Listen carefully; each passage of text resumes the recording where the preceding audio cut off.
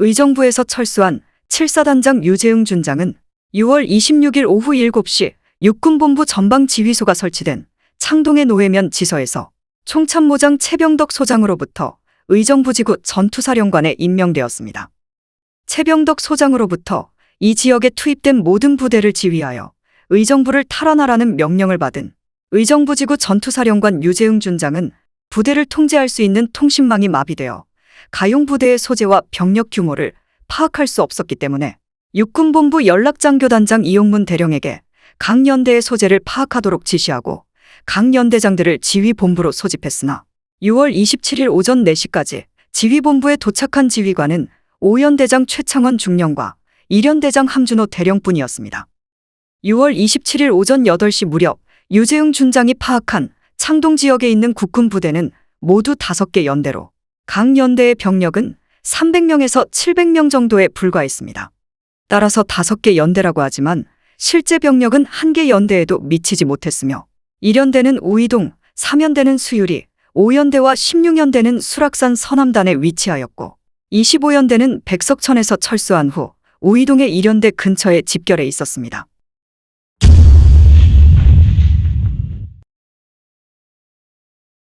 창동 전투는 6월 27일부터 28일까지 국군 의정부지구 전투사령부와 북한군 3사단, 4사단, 105전차여단이 맞붙은 공방전입니다. 의정부 함락 이후 긴급 설치된 의정부지구 전투사령부의 병력은 1개 연대 병력에도 못 미쳤고 화력은 105mm 곡사포 6문과 대전차포 8문을 보유하고 있었습니다.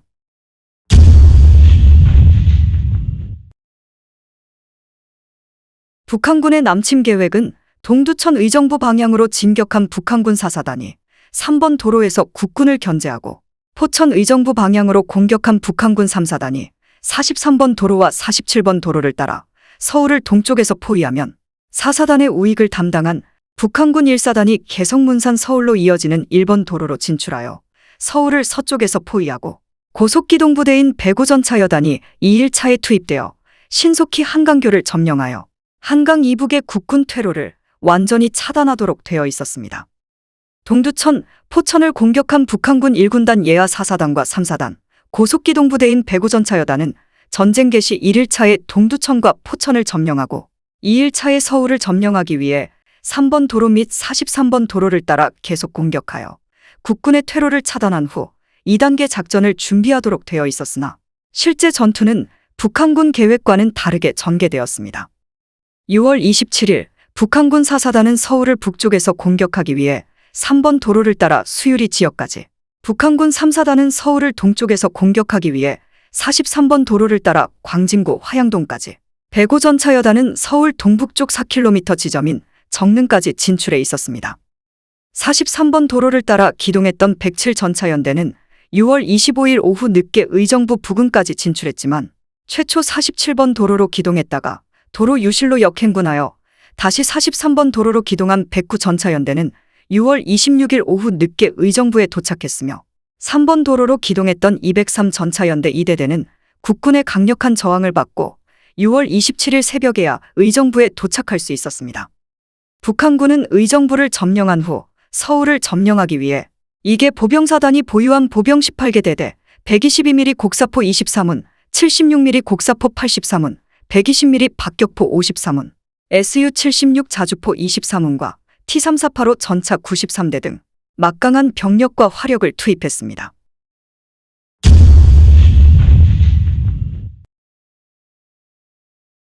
육군본부는 전쟁이 발발하자 이응준 소장의 5사단을 1사단 방어지역인 문산 방면으로 투입할 계획이었으나 의정부가 함락되자 계획을 바꿔 가용 병력을 모두 서울 북동쪽 방어선으로 출동시켰습니다. 안광영 소령의 15연대 2대대와 김한주 소령의 20연대 1대대를 20연대장 박기병 대령의 지휘하에 미아리의 구릉지대에 배치하여 창동 방어선의 중심을 보강하도록 하고 가평으로 출동했다가 복귀한 고백규 소령의 8연대 2대대는 청량리 북쪽 143고지를 점령하도록 했습니다. 6월 26일 밤에 서울에 도착한 16연대 3대대는 창동 방어선으로 직행하도록 했으며 공병학교장 어몽섭 중령에게는 창동 미아리 간의 교량에 대한 폭파 임무를 부여했습니다. 육군본부는 6월 26일 오전 7시부로 미국 지휘 참모대학 유학 대기 중인 전 작전국장 강문봉 대령을 육군본부 전방지휘소장에 임명했으며 전방지휘소는 의정부 전선 상황을 육군본부에 보고하고 아울러 이곳에 배치된 국군 2사단과 7사단에 대한 협조 및 통제 임무를 부여받았습니다. 전방지휘소장에 임명된 강문봉 대령은 공릉동에 있는 서울대학교 공과대학에 지휘소를 설치한 후 국군 사단의 전황 파악에 주력했으나 전황이 급박하게 돌아가자 창동에 있는 노예면지서로 지휘소를 옮기고 6월 26일 오후 5시에 의정부지구 전투사령부가 노예면지서에 개설되자 함께 행동했습니다.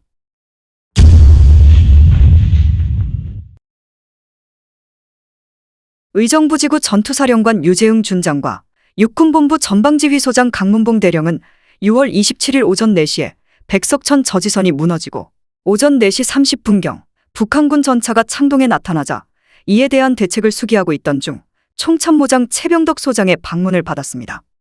최병덕 소장은 의정부 탈환 작전에 많은 기대를 걸고 있었으나 의정부 역습의 발판이 될 백석천 저지선이 무너졌다는 보고를 받자 유재흥 준장에게 창동선에서 적을 저지격파하고 공세로 이전하라. 라는 명령을 내리면서 어떠한 일이 있더라도 이 선을 고수하라고 강조했습니다. 유재흥 준장은 수락산 서남단에서 우이동에 이르는 분지에 저지선을 편성하기 위해 예하 지휘관에게 다음과 같은 요지의 명령을 하달했습니다. 1. 나는 의정부 방면 모든 사단의 병력을 통합 지휘하여 창동선에서 적을 저지 격퇴한 후 공세로 이전하려 한다. 2. 5연대는 16연대를 통합하여 셋말 158고지 간에 전개하여 적을 저지 격퇴하라. 3. 3연대는 154고지에 전개하여 적을 저지 격퇴하라. 4. 25연대는 우이동에 전개하여 적을 저지 격퇴하라. 5. 포병학교 포병대대는 71고지 남단에서 사령부를 일반 지원하라. 6. 1연대는 사령부 예비가 되어 최초 71고지에 집결하여 역습에 대비하라. 7. 공병학교는 각 부대의 공병을 통합하여 창동 미아리 간의 교량에 폭파장치를 하고 적 전차가 교량상에 이르면 폭파하라. 이에 따라 각 부대는 책임 지역의 병력을 전개했고 예비로 편성된 1연대는 71고지에 집결해 사령부 경계 임무를 수행하면서 역습을 준비하고 있었습니다. 포병학교 교도대대는 교장대리 김계원 중령의 지휘하에 105mm 곡사포 6문을 71고지 남쪽에 배치했습니다. 2사단과 7사단, 공병학교의 공병으로 혼합 편성된 공병대는 공병학교장 엄항섭 중령의 지휘하에 교량 파괴반을 편성하여 창동 미아리 사이에 교량에 폭파 장치를 하고 북한군 전차가 나타나기를 기다렸습니다. 의정부지구 전투사령부는 의정부와 서울을 잇는 3번 도로와 도봉산 줄기를 동남으로 횡단하여 우이동에 이르는 무명도로에 중점을 두고 4개 연대를 일선으로 전개한 후 1연대를 예비로 사령부 부근에 배치하여 창동선을 방어하도록 했으나 병력을 통합했기 때문에 한 연대장이 다른 연대를 통합 지휘하는 등 지휘 계통이 혼선을 빚고 있었고 무엇보다 일선 부대 장병들에게 꼭 필요한 탄약의 재보급과 급식 문제가 해결되지 않고 있었습니다.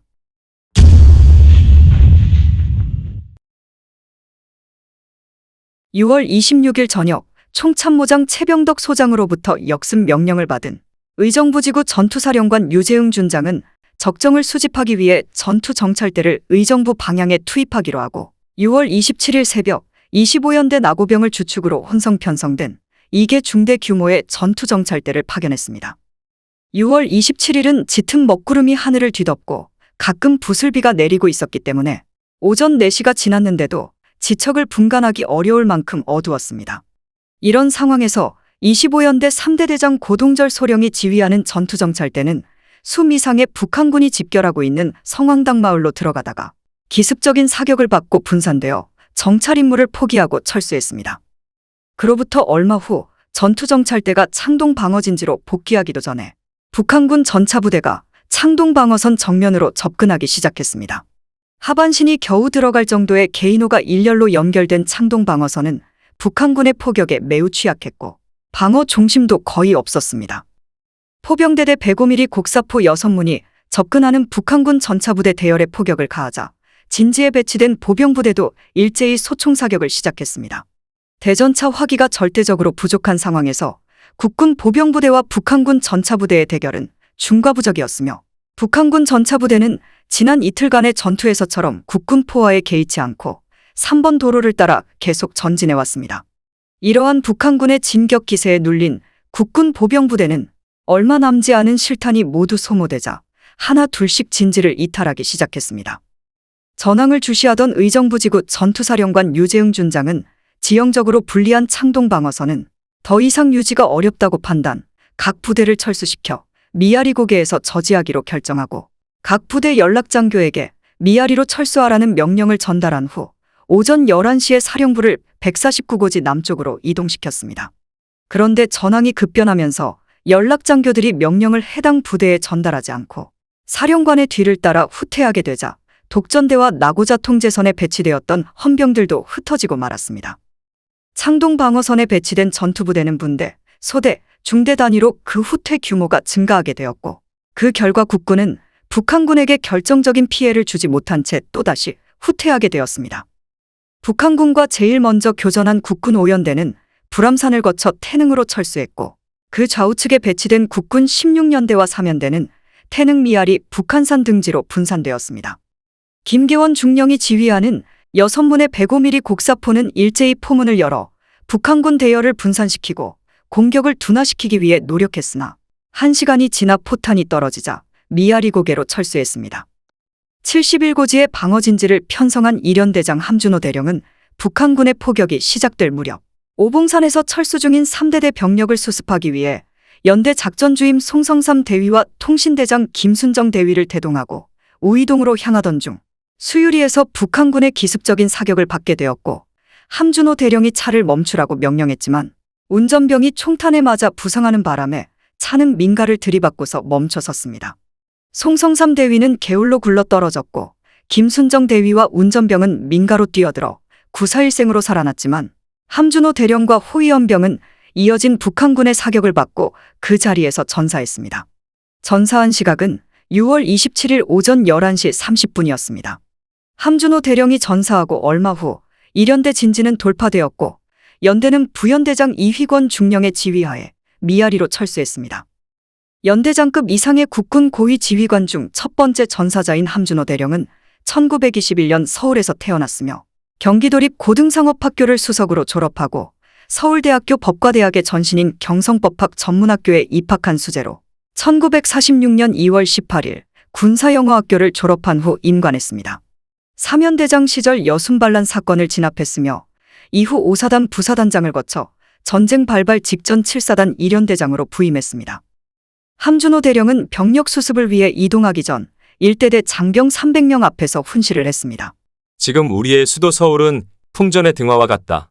우리는 조국을 지키는 간성으로서 마땅히 국가와 민족을 위하여 죽어야 할 시기가 온 것을 안다. 목숨을 걸고 서울을 사수하자. 함준호 대령의 마지막 훈시는 그의 유언이 되었습니다. 1951년 7월 26일 태극모 공훈장 수여와 함께 육군 준장으로 추서되었으며 유해는 국립서울현충원 장군묘역에 안장되어 있습니다. 육군본부에서는 역습의 발판이 되기를 기대했던 창동 방어선이 힘없이 무너진 것에 커다란 충격을 받았으나 다행히 미아리 홍능선의 국군 5사단 2개 대대와 수도경비사령부 8연대 1개 대대를 사전에 종심 배치한 것이 크게 도움이 되어 창동 방어선에서 분산 철수하는 병력을 수습하면서 미아리 방어선을 보강할 수 있었습니다. 창동 방어선을 돌파한 북한군은 149고지 서쪽 기슭에서 공세를 멈춘 후 전투정찰대를 파견하여 남쪽 일대의 국군 상황을 정찰했습니다. 당시 북한군은 부대지휘 능력이 떨어지는 지휘관들과 포병의 혼잡스러운 배치 전환으로 인해 3사단, 4사단, 105전차여단 예하 부대들 간에 큰 혼란이 발생하고 있었습니다. 각 사단 예하의 포병 전체가 한 개 도로로 몰려 혼잡한 상황이 초래됨으로써 소속 사단 보병부대와의 연락이 두절되었습니다. 이러한 북한군의 혼란으로 인해 국군은 차후 방어진지를 형성할 시간을 벌었으며 북한군은 6월 28일 새벽 사단장들의 노력으로 포병을 재배치하고 28일 미명을 기해 공격준비 포격을 실시한 후 서울을 함락하기 위한 본격적인 공격을 시작했습니다.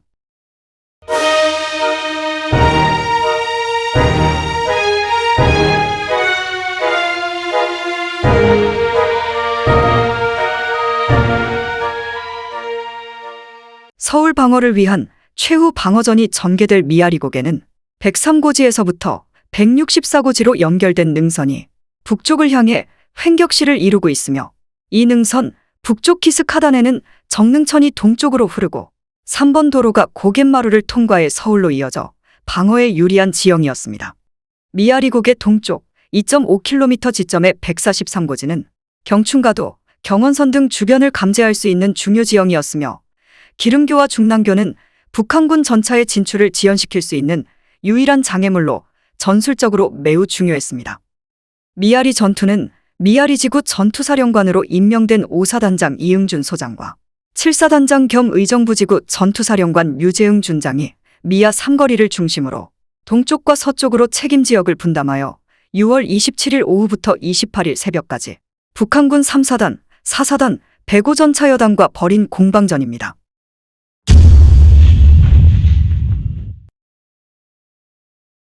미아리지구 전투사령부 사령관을 겸하게 된 5사단장 이응준 소장은 6월 25일 오전 8시경 전남 광주의 사단장 관사에서 육군본부로부터 긴급 전문을 받았습니다. 공산군이 오늘 새벽 38선 전역에 걸쳐 남침을 개시했다. 5사단은 12시까지 용산에 도착하도록 이동하라.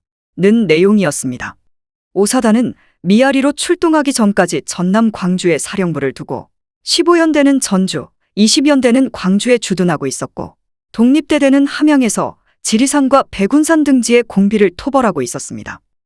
육군본부의 긴급 출동 명령을 받은 5사단장 이응준 소장은 6월 25일 15연대를 전주에서 서울로 이동하도록 지시하고 20연대 3대대와 1대대는 6월 26일 오전과 오후에 각각 서울로 이동하게 했습니다. 백운산에서 공비토벌 작전을 실시하고 있는 독립대대는 잔류대장으로 임명한 이승철 대위에게 대대가 도착하는 즉시 서울로 출동하라고 명령했습니다. 5사단장 이응준 소장은 6월 26일 밤 특별열차 편으로 상경하여 6월 27일 오전 7시 총참모장 최병덕 소장에게 도착 신고를 했습니다.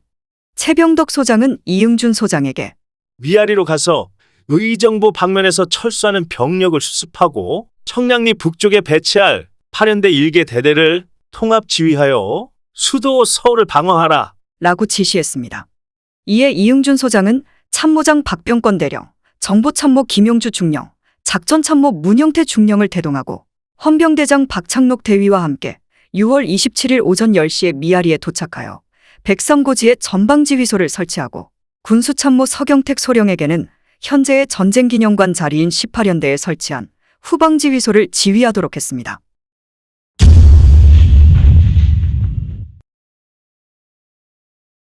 미아리, 종암동, 월곡동, 청량리를 잇는 미아리 방어선은 대체로 6월 27일 오후쯤 편성이 완료되었으며 미아리 방어선에 배치된 각 부대는 방어진지 구축에 박차를 가하면서 서울 방어를 위한 마지막 결전을 준비하고 있었습니다.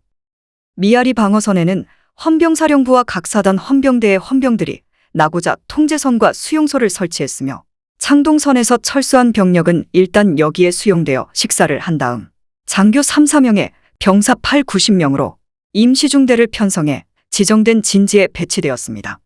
그 결과 오후 4시에는 방어선에 윤곽이 잡혔으나 총 병력은 창동 방어선에서 철수한 의정부지구 전투사령부 예하부대를 비롯해 5사단 2개 대대, 8연대 1개 대대 등 3,000명에 불과했습니다. 지원화력으로는 포병학교 교도대대 소속 105mm 곡사포 6문, 57mm 대전차포 8문, 81mm 박격포 15문을 보유하고 있었습니다. 미아리곡의 좌측을 책임진 미아리지구 전투사령부는 103고지에 전술지휘소를 설치하고 15연대 2대대는 3번 도로 우측 132고지, 20연대 1대대는 15연대 좌측 171고지, 8연대 2대대는 회기동 143고지 및 중랑교 남쪽 무명고지에 배치했습니다. 20연대 1대대는 6월 27일 오후 미아리 서쪽의 171고지에서 창동 방어선에서 철수하는 국군을 엄호했습니다. 미아리곡의 우측을 책임진 의정부지구 전투사령부는 전술지휘소를 미아리곡의 동쪽에 있는 164고지에 설치하고 창동선에서 분산 철수한 1연대, 3연대, 16연대, 25연대의 병력을 수습하여 1연대는 종암동, 3연대는 정능, 25연대는 미아리곡에 배치하고 16연대는 예비대로 도남국민학교에 집결시켰습니다. 그러나 방어선의 병력 중 신규로 투입된 5사단 2개 대대와 8연대 1개 대대를 제외한 나머지 병력은 3일간 계속된 패전의 충격과 혼성편성으로 인하여 파생되는 지휘체계의 혼란, 그리고 굶주림과 탄약 부족 등으로 장병들의 사기가 크게 꺾여 있었고, 장병들이 전차 공포증에 걸려 있어 그들에게 완강한 저항과 방어진지 고수를 기대하기는 어려운 실정이었습니다.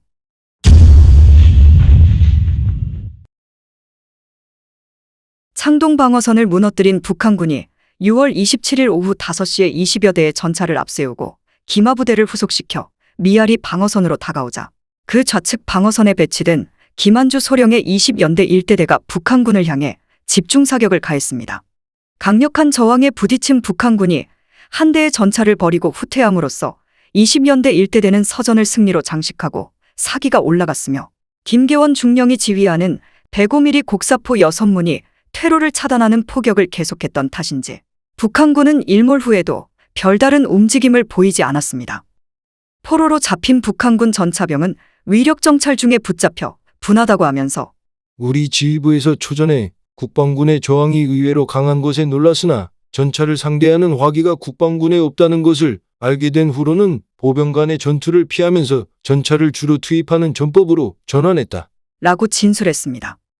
6월 27일 저녁 비가 내리기 시작하며 다른 날보다 일찍 어두워졌습니다. 미아리 방어전을 지휘하는 각급 지휘관들은 북한군이 개전 이래 한 번도 야간 공격을 하지 않았고, 또 비가 세차게 내리는 밤에는 전차 기동에도 제한이 있을 것이란 생각에 야간 경계 태세가 느슨해졌습니다. 그 중에서도 기름교 폭파에 대한 준비와 폭약 기폭 장치의 점검이 특히 소홀했습니다. 국군 지휘관들은 북한군이 6월 28일 미명을 기해 공격할 것이라 예상하고 있었습니다. 북한군은 국군의 상황 판단과는 달리 밤이 깊어지자 공격을 개시하여 미아 삼거리로 접근하기 시작했습니다. 미아 삼거리 산기슭의 방어진지를 편성한 국군 20연대 1대대는 40여 대의 전차를 앞세운 북한군이 방어 정면에 있는 목교 부근에 이르렀을 때 다리를 파괴하도록 대기 중인 공병에게 연락했으나 폭약 장전 기술이 미숙했는지 다리 가운데 구멍만 났을 뿐 파괴되지 않았습니다. 이러는 사이 북한군 전차 2대가 다리를 통과하고 세 번째 전차가 다리 위에 들어섰을 때 다리가 무너져 내리면서 후속하던 전차 대열이 정지하게 되었습니다. 이 상황을 활용해 1대대는 모든 화력을 집중시켰는데, 뜻밖에도 북한군 전차 대열에서 화염이 치솟고 많은 북한군 병사들이 비병을 지르면서 우왕좌왕하는 것이 불빛에 비춰졌습니다. 그런데 40여 대로 보였던 북한군 전차 가운데 진짜 전차는 5대에 불과했고 나머지는 트럭을 전차로 위장한 것들이었습니다. 이 짧은 교전에서 북한군은 1대대의 기습적인 화력 집중과 완강한 저항에 부딪혀 큰 타격을 받은 듯 수많은 무기와 사상자들을 유기한 채 창동 쪽으로 후퇴했습니다. 6월 27일 밤 세차게 내리는 비로 인해 미아리 방어선의 산병호가 빗물에 잠기자 병사들은 산병호 밖으로 나와 있었고, 도로에 배치된 병사들은 가까운 민가의 처마 밑에서 비를 피하고 있었습니다. 밤 11시가 지나면서 내리던 비가 점차 멎기 시작했으나 많은 병사들이 비를 피하기 위해 전투 위치를 벗어난 상태에서 그동안의 피로를 이기지 못하고 잠에 빠져들었습니다. 이 무렵부터 서울 시내 곳곳에서 총성이 울리고 수많은 예광탄 불꽃이 하늘로 치솟았는데, 이것은 피난민으로 가장하여 잠입한 북한군 유격대가 북한군 전투부대와 호응하기 위한 신호였습니다. 잠입시킨 유격대의 호응을 받아 자정을 전후해 다시 공격을 시작한 북한군은 전차의 화력으로 국군 20연대 1대대를 견제하면서 목교 위에 빠져있는 전차를 옆으로 밀어제치고 대여섯 대의 전차와 기마병을 포함한 수미상의 보병부대가 방어선을 통과했습니다. 이 돌파 이후로 20연대 1대대 방어선에서는 아침까지 소강 상태가 유지되었습니다. 국군 20연대 1대대의 방어선을 통과한 북한군 전차는 곧장 국군 1연대 방어정면을 통과한 후 기름교 앞에서 정지했습니다. 전차의 폭음에 놀란 병사들은 졸음에서 깨어나 북한군의 접근을 알리는 총성을 울렸고, 교량을 폭파할 절호의 기회였으나 기름교는 끝내 파괴되지 않았습니다. 도남동 전차 종점에서 6문의 105mm 곡사포를 지휘한 김한주 중위는 이를 확인하기 위해 조명탄을 발사했습니다. 비와 안개로 인해 뚜렷하지는 않았지만 전차로 보이는 10여 대의 물체가 조명탄 불빛 아래 나타나자 기름교 일대에 배치된 57mm 대전차포, 2.36인치 로켓포, 기관총 등이 일제 사격을 가했으나 단 한 대의 전차도 파괴하지 못했습니다. 15연대 오중대장 김순대위가 지휘하는 결사대가 전차의 6탄 공격을 감행했으나 김순대위를 포함한 여러 명의 결사대원이 북한군의 기관총에 의해 전사했을 뿐이었습니다. 폭우 속에서 전개된 공방전이 20여 분간 계속되는 동안 국군의 저항이 눈에 띄게 약화되었는데, 이것은 이 지역에서 북한군 전차를 저지할 수 있는 유일한 방법이었던 기름교 파괴가 실패하면서 실망한 장병들이 전의를 잃었기 때문에 일어난 현상이었습니다. 국군의 저항이 약화된 것을 포착한 북한군 전차는 포격을 하면서 다시 전진을 시작해 도남동으로 진입했는데, 이때가 6월 28일 오전 1시경이었습니다.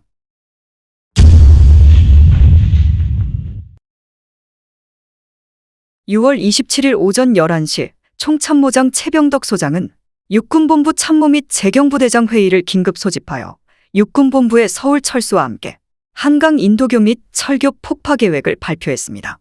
한강교 폭파 계획은 공병감 최창식 대령이 최병덕 소장의 지시를 받고 작성한 것으로, 북한군이 서울에 진입하고 2시간이 경과한 후 한강에 가설된 모든 교량을 폭파하는 것으로 되어 있었습니다.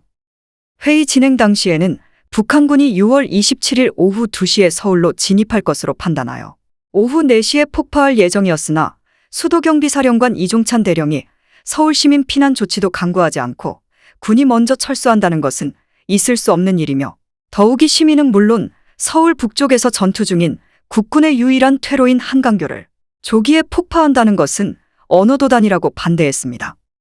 이에 대해 공병감 최창식 대령은 그 시점까지 북한군 공격 축선상의 임진강철교, 신북대교 등 주요 교량을 파괴하지 못한 것이 작전에 미친 영향을 설명하면서 한강교는 어떠한 일이 있어도 폭파해야 한다는 것이 총참모장 최병덕 소장의 명령임을 알리고, 철수를 위해 도하용 단정 18척을 한강대교 옆 백사장에 준비해 두었다고 말했습니다.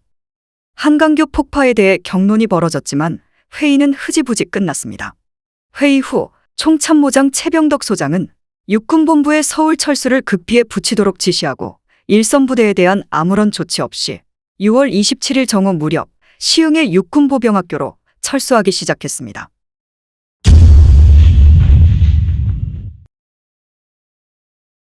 한강교 폭파 명령을 받은 공병감 최창식 대령이 공병학교장 어몽섭 중령에게 한강교 폭파 준비 명령을 하달하자, 어몽섭 중령은 노량진 한강대교 입구에 위치한 남한강파 출소에 폭파 지휘소를 설치하고 공병학교 폭파교관 황원희 중위와 이창복 중위에게 폭파 임무를 부여했습니다.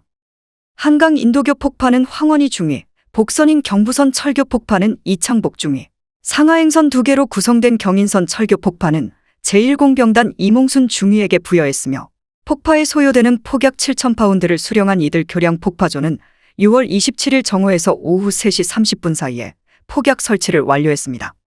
6월 27일 정오 무렵 철수를 시작한 육군본부는 오후 3시쯤 시흥의 육군보병학교로 이동을 완료했고, 그 뒤를 이어 미 군사고문단도 시흥으로 철수했습니다. 이때 미 고문단장 대리 라이트 대령은 미국 극동군 총사령관 메가더 원수로부터 미국 합동참모본부가 본관에게 주한 미군 사고문단과 주한 미군의 지휘권을 부여하였으므로 본관은 수원의 전방지휘 연락장교단을 파견 설치한다. 라는 내용의 전문과 함께 곧 중대한 결정이 있을 것이니 서울로 복귀하라는 명령을 받고 이러한 내용을 육군본부에도 전해줬습니다.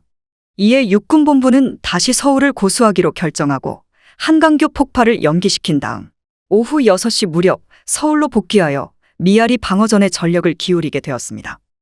공병감 최창식 대령은 시흥으로 철수했던 육군본부가 다시 서울로 복귀하게 되자 각 교량에 설치한 폭발물의 일부를 제거하여 차량과 열차 통행에 지장이 없도록 조치했습니다. 이때 한강교 폭파 지휘계통은 총참모장 참모부장, 공병감, 공병학교장으로 확정되었습니다. 공병학교장을 비롯한 한강교 폭파 담당 장교들은 다리를 파괴하지 않아도 될지 모른다는 희망을 가지고 대기하고 있었으나, 미아리 방어선에서 공방전이 전개되던 6월 27일 오후 11시에 다시 폭파 준비 명령이 하달되자 교량 폭파조는 비를 맞으면서 제거했던 폭약을 재장전했습니다.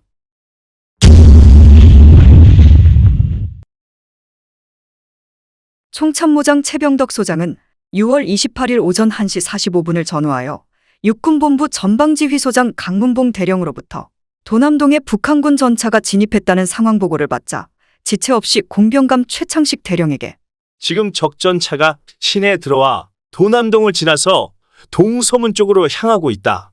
이미 배치한 전차 공격전은 그대로 두고 즉시 한강으로 가서 한강교를 폭파하라. 나는 이제 시흥을 거쳐 수원으로 간다. 곧 실시하라. 라고 지시했습니다. 이에 최창식 대령은 남한강파출소에 대기 중인 공병학교장 어몽섭 중령에게 즉시 한강교를 폭파하라고 명령했습니다.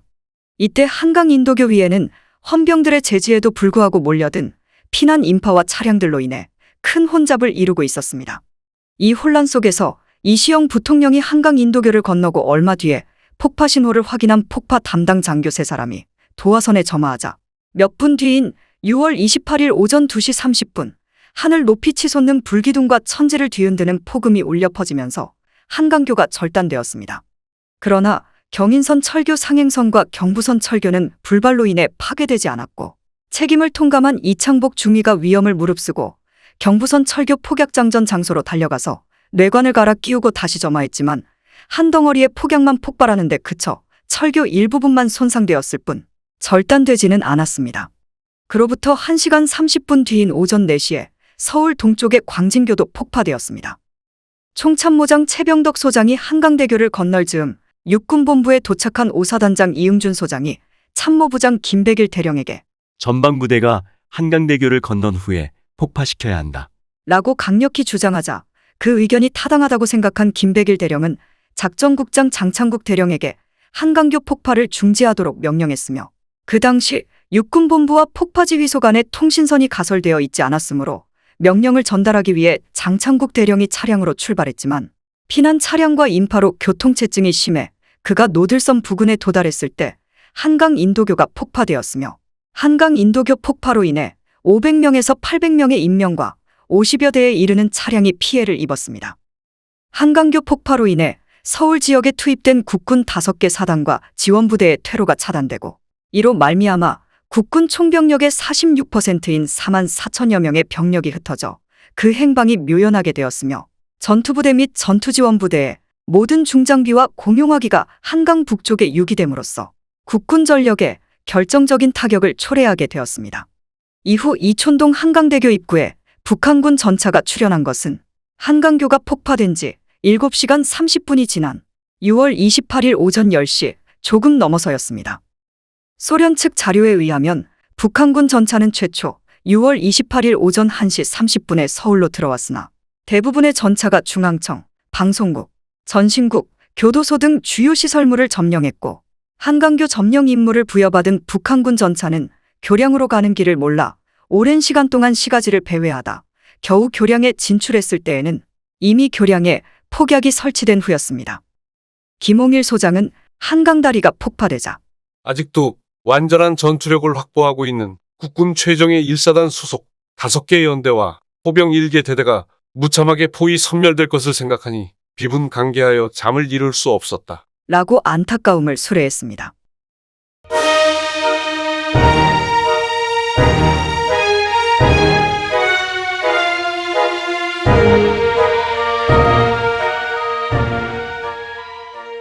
육군본부는 미아리 방어선이 돌파될 위기에 처하자 서울 시내 주요 지점에 차량으로 바리케이트를 구축하고 도로를 차단하기 시작했습니다. 바리케이트는 화물차와 버스 등을 동원해 도로를 가로질러 정렬시킨 다음 바퀴의 공기를 빼고 주요 부품을 제거한 후 그 주위에 철조망을 쳐서 전차가 통과하지 못하도록 했으며 서울시청에서부터 서울역 앞까지는 전동차를 일렬로 세워 좌우의 통행을 막았습니다. 차량 장벽은 6월 27일 오후 10시 이후부터 긴급 설치되었으나 삼각지에 설치된 바리케이트에만 1개 중대가 배치되었을 뿐 다른 곳에는 병력이 없다가 북한군 전차가 들어온 후에 부분적으로 배치되었습니다.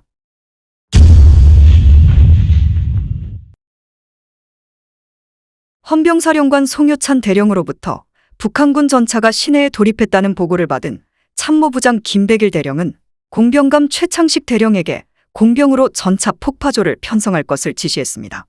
이에 1공병단 1전투중대장 전유영 중위가 지휘하는 전차폭파조가 편성되었으며 전차폭파조는 장교 3명과 사병 2명으로 구성되었고 휴대장비로는 50파운드 폭약 뭉치 2개와 개인화기로 일본제 99식 소총을 휴대했습니다. 전차폭파조는 창경원 앞에 구축된 바리케이트 옆에 매복하고 있다가 6월 28일 오전 1시 30분경 북한군 전차가 바리케이트 앞에 정지한 후 전차장이 밖으로 나오는 것을 사살하고 폭약을 전차의 무한궤도 옆에 놓고 폭발시켰습니다.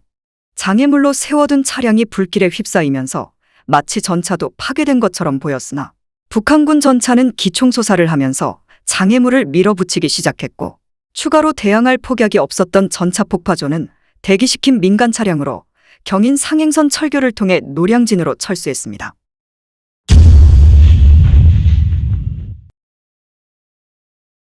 (6월 25일) 오전 고백규 소령의 8연대 2대대는 수도경비 사령부 작전명령에 따라 흑석동 노량진 일대의 한강변에 배치되어 있었는데 이때 8중대 2소대장 강영환 중위는 한강교를 폭격하는 북한군 전투기를 향해 중기관총으로 대공사격을 가해 그중 한 대를 격추시켰습니다.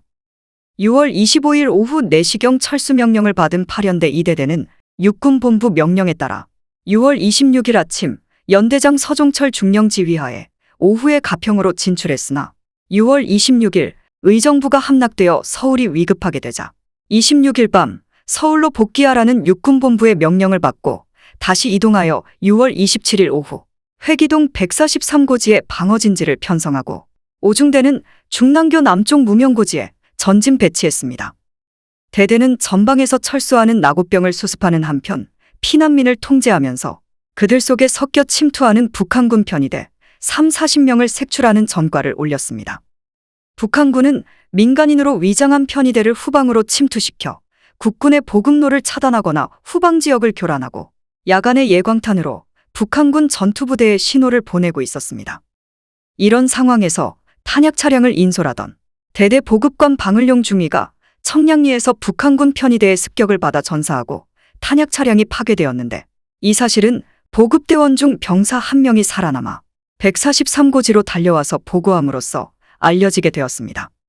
6월 28일 오전 2시 2대 대장 고백규 소령은 성동역 부근 철로변에 북한군 전차 3-4대가 서울 쪽으로 이동하는 것을 관측하고 전투준비 명령을 하달했으며 얼마 후 북한군의 공격준비 사격이 대대 방어지역에 집중되기 시작했습니다.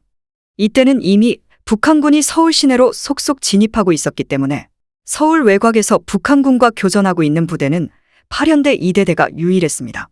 북한군의 공격은 약 10분 정도 지속된 공격준비 포격이 끝난 직후 시작되었으며 8연대 2대대는 3차례에 걸친 북한군의 파상 공격을 진전에서 격렬했습니다. 날이 밝은 후 확인해보니 북한군 시체 100여 구가 버려져 있었고 대대도 전사 10명과 부상 40여 명의 손실을 입었습니다. 탄약이 떨어지고 연대와는 연락이 끊겨 전체적인 전황 파악이 어렵게 된 상황에서 2대 대장 고백규 소령은 서울 시내에서 울려 퍼지고 있는 총성과 전차 소리, 그리고 탄약 차량의 피습 등 여러 가지 상황을 종합 분석한 끝에 상급부대로부터 지원받을 가능성이 없다고 판단하고 철수 명령을 하달했습니다. 6월 28일 오전 11시를 전후하여 철수를 시작한 8연대 2대대는 전농동 106고지 일대에 재배치한 안태갑 중위의 5중대의 엄호를 받으면서 뚝섬을 경유하여 오후 3시 30분 광나루에 도착. 이곳에서 작은 배 5척에서 6척으로 한강을 건너 수원으로 이동했습니다.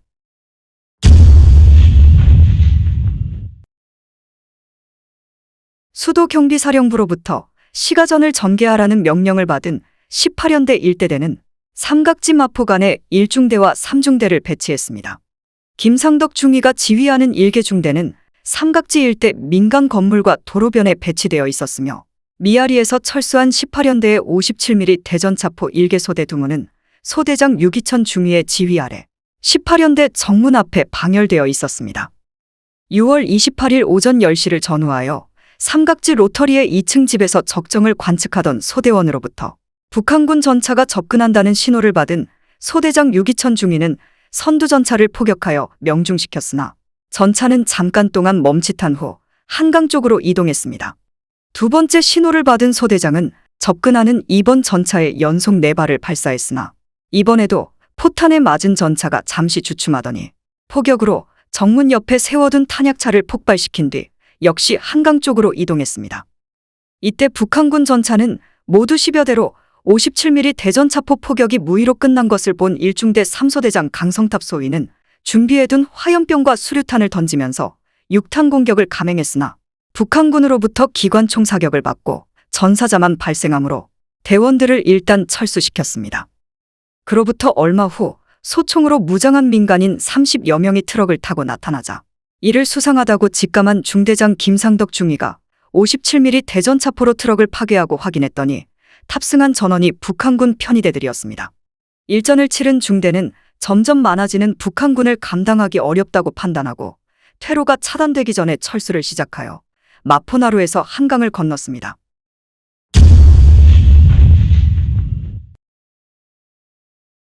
소수이기는 하지만 일부 장병들이 방어진지에 남아 끝까지 저항하거나 서울 시내에서 국지적인 시가전을 펼치면서 북한군에게 타격을 주기도 했습니다. 6월 28일 아침 미아리 방어선에서 청량리로 철수한 오연대 3대대 백복성 1등 상사는 북한군 전차 12대가 청량리역을 통과하고 그 후방 5,600m에서 북한군 보병부대가 후속하고 있는 것을 목격했습니다. 북한군 전차는 국군의 저항이 전혀 없는 상황에 안심한 듯 전차의 해치를 열고 도로변에서 놀란 표정으로 바라보고 있는 시민들에게 위력을 과시하면서 천천히 전진하고 있었습니다. 사복 차림이었던 백복성 1등 상사 외 9명의 하사관들은 북한군에게 기습적인 일격을 가해 본때를 보여줄 절호의 기회라고 생각하고 1인당 4개의 수류탄을 들고 군중 속에 끼어들었다가 일제히 전차에 뛰어올라 수류탄을 전차 속으로 던져 넣었습니다. 그 결과 7대의 전차는 안에서 수류탄이 폭발되어 아수라장이 되었습니다. 약속한 집결지에 모인 특공대원은 백복성 1등 상사, 유흥식 2등 상사, 남규석 2등 상사 등 3명뿐이었고 나머지 7명 중 4명은 전차 공격 시에 전사하고 3명은 실종되었습니다. 6월 28일 이른 아침 남산으로 올라간 참모학교 부교장 이용문 대령은 그곳에 모여든 나고병들로 유격대인 백호부대를 편성하고 유격전을 전개했지만 교전이 거듭될수록 병력 손실이 증가하고 탄약과 식량 획득이 불가능하게 되자 이용문 대령은 유격대를 해체하고 각자 지하에 숨어 후위를 기약했습니다. 이용문 대령은 서울 수복 후 군에 복귀했습니다. 미아리 고개에 배치되었던 국군 16연대 3대대 부대대장 최민섭 대위는 6월 28일 새벽 나고병으로 편성된 1개 소대를 지휘하여 북한군 1개 소대를 격렬했으나 그 직후 북한군 전차의 기총소사를 받고 병력이 흩어졌습니다. 이 때문에 철수 시기를 놓친 최민섭 대위는 이후 봉일천 등지에서 유격전을 벌이면서 북한군 후방을 교란시키다가 서울 수복 후 군에 복귀했습니다. 북한군이 갑자기 서울을 점령하면서 한강 북쪽에 있던 수많은 장병들과 경찰들은 퇴로가 차단되었음에도 불구하고 사복 차림에 제대로 먹지 못해 피골도 상접한 상태였지만 북한군에게 투항하지 않고 결사적으로 탈출해 남쪽으로 후퇴한 원대를 찾아 복귀했습니다. 이를 지켜본 주한미국 대사 무초는 국군은 집단 투항 사례가 한 건도 없으니 대한민국은 정맥에 유망한 나라입니다. 라고 이승만 대통령을 위로했다고 합니다.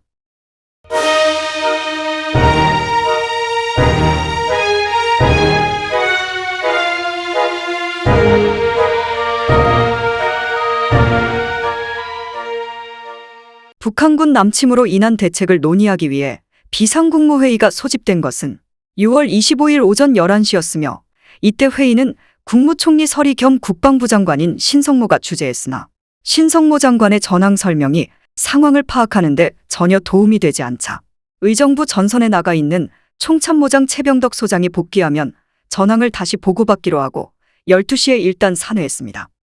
오후 2시에 재개된 국무회의는 이승만 대통령이 주재했고 이 자리에서 최병덕 총참모장은 38선 전역에 걸쳐 4만 명에서 5만 명의 북한군이 94대 전차를 앞세우고 불법 남침을 개시하였으나 각 지역의 국군부대는 대전차포로 적 전차를 격퇴하면서 적절하게 작전을 전개하고 있습니다.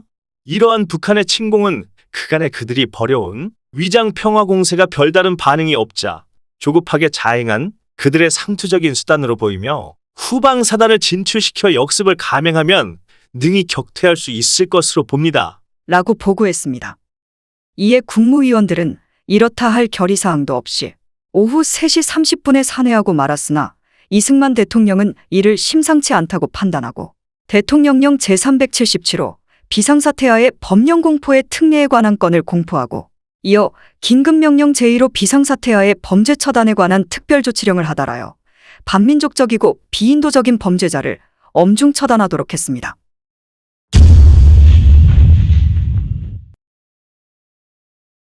정부는 의정부가 함락된 6월 26일 밤 경무대에서 또 다시 비상국무회의를 개최하였고 서울 철수 문제에 대한 국무위원들의 찬반 논쟁이 철수 쪽으로 기울어지면서 정부의 수원 이동이 결정되었으나 서울시민 철수 문제는 논의조차 하지 않은 채 산회했습니다.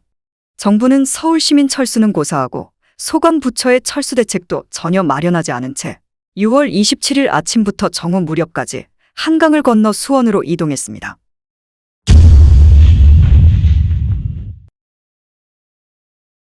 (6월 27일) 오후 11시 북한군의 야간 공세로 미아리 방어선의 전황이 악화되자 오사단장 겸 미아리 지구 전투사령관 이응준 소장은 전선을 유지하기 어렵다고 판단하고 참모장 박병권 대령을 육군본부에 급파하여 긴급조치를 건의했습니다. 그러나 아무런 연락이 없자 7사단장 겸 의정부지구 전투사령관 유재흥 준장에게도 전령을 보내 사정을 알아보도록 했으나 역시 아무도 없다는 요지의 보고를 접하자 전황이 다급해졌다고 판단하여 각 부대에 곧 철수하여 노량진으로 집결하라는 긴급명령을 6월 28일 오전 1시에 하달했습니다.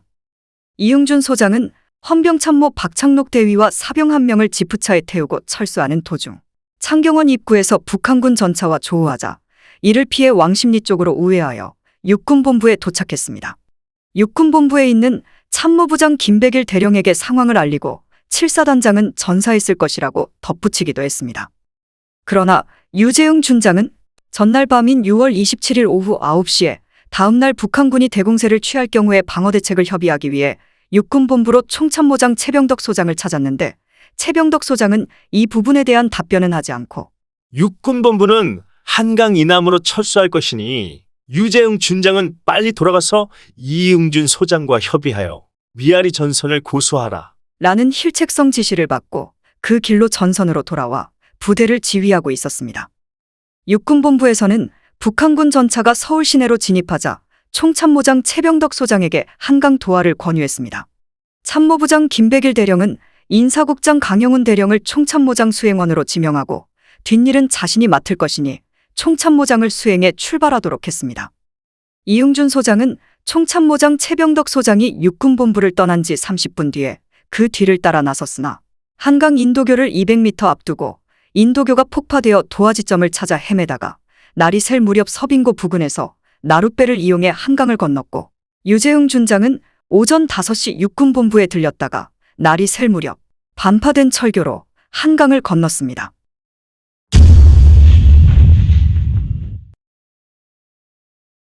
(6월 28일) 이른 아침 육군사관학교 일대에도 북한군의 포탄이 떨어지기 시작했으며 일개 소대 규모로 보이는 북한군 정찰대가 국군 방어지역에 출몰했으나 공격해 오지는 않았습니다. 육군사관학교에서 서쪽으로 내다보이는 경원선상에는 북한군 대병력이 전술행군 대형으로 줄지어 남진하고 있었습니다. 육사교장 이준식 준장은 육군본부로부터 아무런 연락을 받지 못했으나 퇴로가 차단되기 전에 철수하기로 결정을 내리고 철수 명령을 하달했습니다. 그런데 이 명령이 최전방에 배치된 부대로 전달되기까지 4시간이나 소요되면서 상당수의 사관생도들이 명령을 받지 못하고 철수 시기를 놓치고 말았습니다. 시간이 흐를수록 북한군 포격이 심해지는 상황 속에서 육군사관학교 생도대대와 구연대는 망우리고개, 용마산을 거쳐 광나루로 철수했으며 구연대의 경계 속에 생도대대가 먼저 한강을 건넜고 도하한 생도대대의 엄호하에 구연대가 건넌 후 수원으로 행군하여 부대 재편성에 착수했습니다. 육사 생도대대는 내촌 태릉 전투에서 사관생도 1기생 262명 중 70명, 2기생 227명 중 82명이 각각 전사 또는 실종되는 손실을 입었습니다. 태릉에서 철수하지 못한 사관생도 10여 명과 각 부대 사병 등 20여 명은 호랑이 부대를 편성하여 불암산을 거점으로 유격활동을 전개했습니다. 이들은 불암사 주지와 인근 주민들의 적극적인 협조를 받으며 유격전을 전개했으나 유엔군이 반격할 때까지 지탱하지 못하고 전멸했습니다. 호랑이 부대의 활약상은 주민들 사이에서 전설처럼 구전되다가 호랑이 부대의 유일한 생존자인 김원기 생도에 의해 밝혀지게 되었습니다.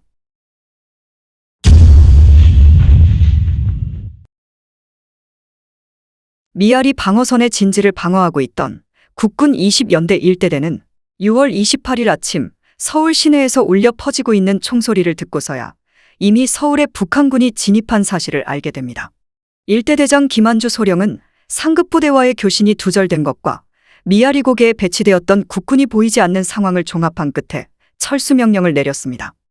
20연대 일대대는 북한군과 가벼운 접전을 기록하면서 청량리, 뚝섬, 광나루를 거쳐 시흥으로 이동했으며 일부 병력은 수색을 경유, 한강을 건너 수원에 집결했습니다.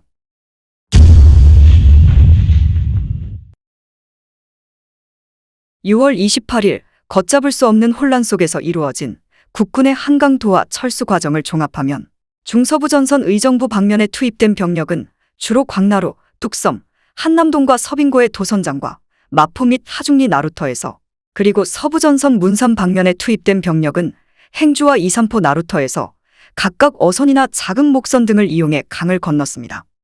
광나루를 거친 병력은 곧장 수원으로 집결하였고, 뚝섬과 한남동, 서빙고를 경유한 병력은 시흥과 수원으로 나누어졌으며, 마포와 하중리 및 행주로 건넌 병력은 대부분 시흥으로 집결했습니다. 그 밖에 한강대교 옆 백사장에 준비시켜둔 공병단정과 절단되지 않은 철교를 통해 상당수의 병력과 차량이 노량진으로 철수했지만, 이촌동 일대 한강변에 북한군 전차가 나타난 6월 28일 오전 10시 이후에는 철교를 이용할 수 없게 되었습니다.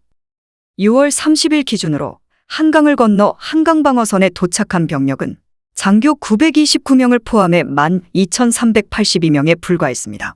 그 중에서도 김정희 중위가 지휘하는 포병학교 2교도대대 일부 병력은 마포나루터에서 그곳까지 끌고 온 105mm 곡사포 3문과 포탄 500여 발을 그 부대 하사관들의 강력한 주장에 따라 온갖 어려움을 극복하면서 여의도로 도하시키는데 성공하였습니다.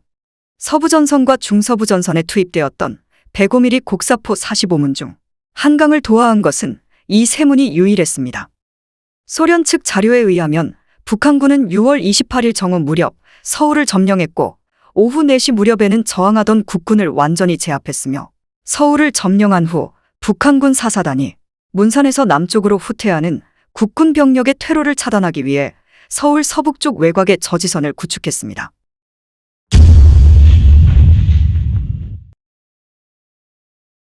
이건무 소장의 북한군 사사단은 6월 28일 오전 5시 30분에 서울 동북쪽에서 공격을 시작하여 오전 8시 무렵 18연대가 서울의 북쪽 변두리를 점령했고, 이후 신촌 일대에 자리를 잡고 한강 인도교에서 마포, 서강에 이르는 여의도의 대안을 점령한 후 영등포로 도하할 준비를 마쳤습니다. 이영호 소장의 북한군 3사단은 황급하게 퇴각하는 국군 부대들의 저항을 극복하면서 서울을 남쪽으로 우회하여 오후 4시 무렵 서울의 남쪽 변두리인 이촌동을 점령하고 용산 일대에서 이촌동, 한남동 사이의 강변에 병력을 배치하여 신사동으로 도하할 준비를 했습니다. 방호산 소장의 북한군 6사단은 개성 일대를 점령한 후 김포반도로 진출하여 영등포 및 인천을 점령한 후 이곳에 머물다가 북한군 4사단이 수원을 공격할 때 이를 후속했습니다.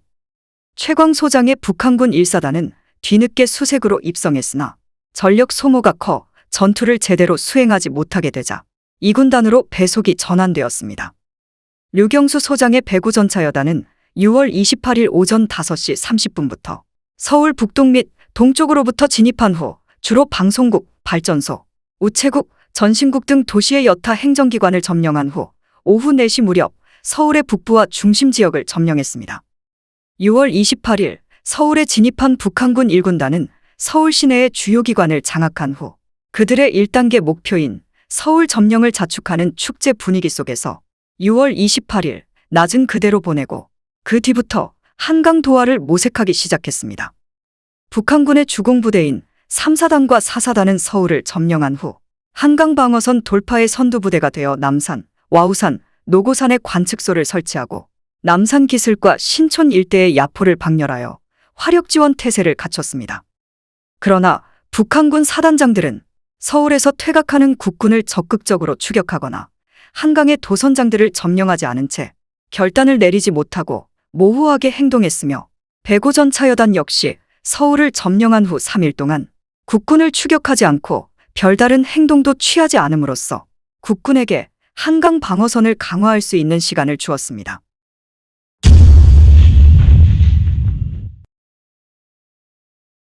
서울 함락 이후 한강을 건넌 철수병력의 집결이 어느 정도 끝난 시점은 6월 28일 밤과 29일 아침 사이였으며 6월 28일 낮에는 수원 농업시험장에 육군본부 지휘소가 설치되었고 총참모장 최병덕 소장은 6월 28일 오전 수원에 도착한 김홍일 소장을 시흥지구 전투사령관에 임명했습니다. 6월 28일 오후 2시 김홍일 소장은 보병학교에 시흥지구 전투사령부 지휘소를 설치하고 7사단 참모장 김종갑 대령을 참모장으로 임명하는 등 사령부 참모진을 구성했습니다. 이 무렵 보병학교에는 6월 28일 새벽에 한강을 건너온 참모부장 김백일 대령과 전방지휘소장 강문봉 대령 등이 나고자 수용소를 설치하여 노량진과 영등포 쪽으로 강을 건너 서울 수원 도로를 따라 남하하는 병력을 수습하고 있었습니다. 김홍일 소장은 육군본부 참모들을 수원에 있는 총참모장 최병덕 소장을 보좌하는 본연의 직책으로 복귀하도록 하고 새로운 사령부 요원을 임명하여 전열을 가다듬었습니다. 민간인을 동원하여 안양과 시흥 두 곳에 취사장을 설치하고 집결된 병력이 수습되는 대로 부대의 건재와 병과를 따지지 않고 혼성부대를 편성하는 가운데 유재흥 준장, 이종찬 대령, 임선하 대령을 지명하여 한강 방어선의 방어 책임을 분담하도록 했습니다.